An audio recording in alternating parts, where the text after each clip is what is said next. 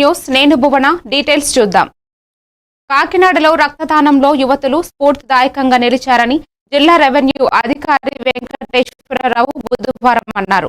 జాతీయ సేవా పథకంలో భాగముగా స్థానిక ఎల్ఐసి కార్యాలయం వద్ద గల కాకినాడ ఆదిత్య మహిళా డిగ్రీ కళాశాలలో మెగా రక్తదాన శిబిరాన్ని బుధవారం నిర్వహించారు. ముఖ్య అతిథిగా పాల్గొన్న జిల్లా రెవెన్యూ అధికారి Venkateswararao, red cross chairman P Jaganmohan Rao, జిల్లా వైద్యాధికారి అనితలతో కలిసి రక్తదాన శిబిరాన్ని ప్రారంభించి మాట్లాడుతూ అన్ని దానాలలో రక్తదానం మిన్నా అని, రక్తదాన ప్రాముఖ్యత ఏంటో విద్యార్థినిలకు వివరించారు.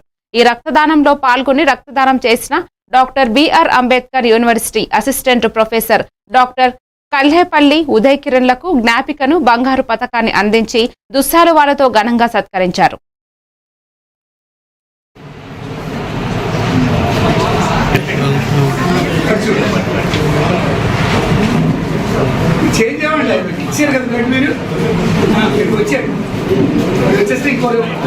బోన్ మ్యారోలో నుండి, లివర్లో నుండి మన కొత్త కణాలు పుట్టుకురావటం జరుగుతుంది.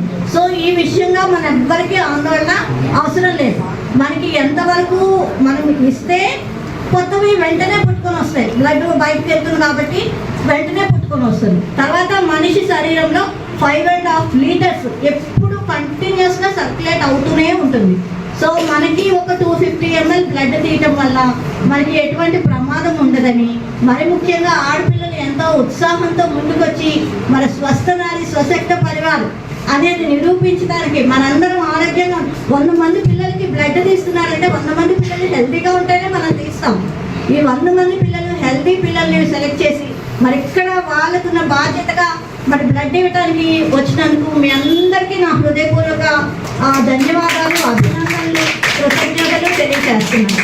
All the best, all the success for your